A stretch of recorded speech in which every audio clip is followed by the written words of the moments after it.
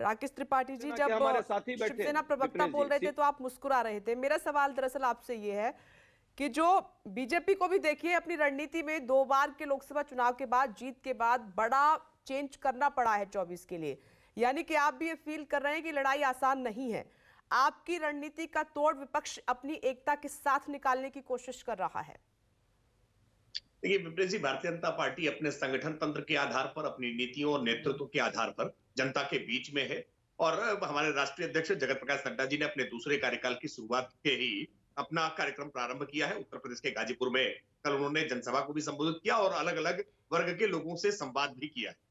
देखिए मैं जब हंस रहा था इसलिए क्योंकि आनंद दुबे जी को सुन रहा था तो लगा कि कोई कांग्रेस का प्रवक्ता बोल रहा है, वो कांग्रेस के सामने जिस तरह से शरणागत हुए।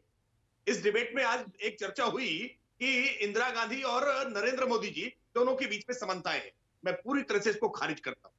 इंदिरा गांधी जी की तानाशाही के विरुद्ध में पूरे देश भर के सारे राजनीतिक दल और विरोधी वामपंथी और भारतीय जनता पार्टी भी एक साथ, भारतीय जनसंघ भी एक साथ आए थे और तब जनता पार्टी बनी।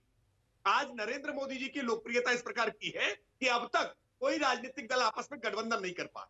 अलग अलग प्रकार के कई मोर्चे हैं। केसीआर का मोर्चा अलग है, ममता बनर्जी का मोर्चा अलग है, नीतीश कुमार का मोर्चा अलग है और इतनी महत्वाकांक्षाएं पाले हुए राहुल गांधी जी का मोर्चा एक अलग लेकर के चल। राहुल गांधी जी की भारत जोड़ो यात्रा पूरी तरह से विफल साबित होते हुए दिख रही है, क्योंकि राहुल गांधी विपक्ष को ही अपने साथ नहीं जोड़ पाए। आज पूरा विपक्ष बिखरा हुआ है और ऐसी अवस्था में जैसा आईना आज राजीव जी ने दिखाया है, मुझे बड़ा मतलब देख करके दुख हो रहा था कि अजय उपाध्याय जी कैसे, कितने, और मैं इनके साहस को सलाम करता हूं कि बड़ी मुश्किल के हालातों में, इतने बड़े आईना दिखाने के बाद बड़े मुश्किल हालातों में कांग्रेस का ये मोर्चा संभालने की कोशिश कर रहे हैं। सच यही है, आज कांग्रेस पार्टी लस्त पस्त पड़ी हुई है। कांग्रेस पार्टी कह रही है 44 सांसद सबसे बड़ी पार्टी है। अरे भाई, भारतीय जनता पार्टी 300 सांसदों के साथ खड़ी है, आप 50 से नीचे खड़े हैं और उसके बाद भी कह रहे हैं कि देश की सबसे बड़ा विपक्षी दल है। वास्तविकता में आत्मावलोकन करना चाहिए कि कांग्रेस पार्टी की आज यह दशा क्यों हो गई। और मैं राजीव जी की इस बात से सहमत नहीं हूं कि अलग अलग दल जो है वो जो कांग्रेस के विरोध में खड़े हुए हैं वो कांग्रेस के साथ नहीं जा सकते। कई उदाहरण है, शिवसेना यही कांग्रेस के विरोध में खड़ी हुई है और आज कांग्रेस के प्रवक्ता और शिवसेना के प्रवक्ता, इन दोनों में भेद करना मुश्किल हो रहा है। नहीं, जब शिवसेना आपके साथ थी तब आपने ये बात कभी नहीं की, जब वो आपकी भाषा बोलती थी कि ये बीजेपी के प्रवक्ता हैं। आज वो कांग्रेस के साथ हैं तो आप इस तरीके की भाषा का इस्तेमाल कर रहे हैं। नहीं विप्लेश, देखिए सबसे शिवसेना और भारतीय जनता पार्टी की वैचारिक साम्यता थी। कई ऐसे मसले थे जिन मसलों पर भारतीय जनता पार्टी और शिवसेना की भाषा एक प्रकार की होती, हम कभी उसमें भेद नहीं करते थे। लेकिन आज बड़ा आश्चर्य हो रहा है कि हिंदुत्व के मसले पर हिंदू और हिंदुत्व की परिभाषा बताने वाले राहुल गांधी के साथ कैसे शिवसेना खड़ी है। आज शिवसेना जो वीर सावरकर का अपमान कांग्रेस लगातार कर रही है, उनके साथ कैसे खड़ी है।